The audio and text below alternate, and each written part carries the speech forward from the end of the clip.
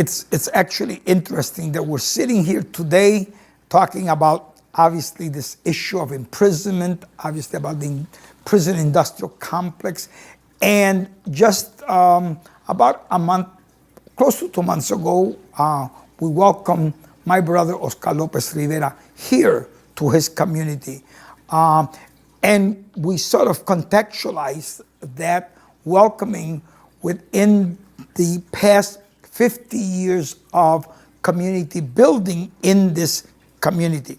And so why 50 years and why marked it within that context? Well, my brother Oscar came out of Vietnam in 1967, exactly almost 6 months to the day after the Puerto Rican riot of 1966. And when you think what were the causes of that so-called riot, and I want to make clear that this was not a riot, just like none of the riots of the 60s were really riots. They were rebellions against a system of colonial oppression. And so when my brother came from Vietnam, he came to a community that had been devastated, a community that had been abandoned, a community which was marginalized, a community which had faced incredible police attacks. It was very common for young Puerto Rican kids to be picked up on the corners in this community of Humboldt Park and West Town and taken to a nearby park, which was Smith Park, which was a park where most of the Italians lived, and they would be let go in the midst of the park, and then they would scream Puerto Ricans in the park, and these kids would be beaten up.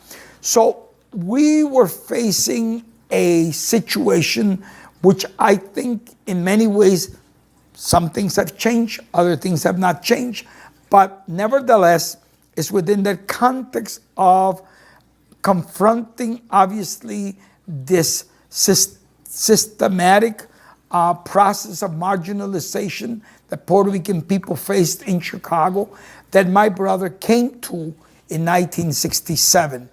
And he immediately began to involve himself in community organizing projects, in projects that would speak to the self-actualization of our community and to its self-determination and to its self-reliance, which basically are the three principles which guide the work to this day of the Puerto Rican Cultural Center. And why those principles?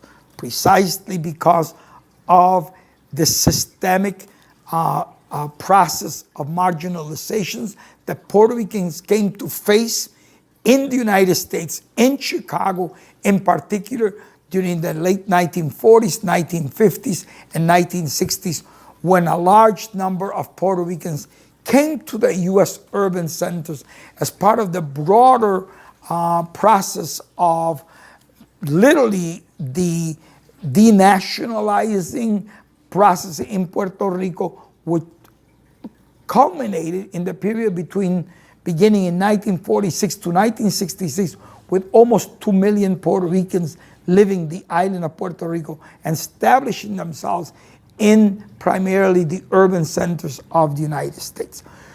So my brother came back from Vietnam and began that process. So when my brother returned from his imprisonment, we actually took advantage of that moment to really recall that historical process of those 50 years that he had initiated in this community, and that ultimately, in many ways, led to his, or at least those processes that he committed himself to working against, and that basically in his incarceration.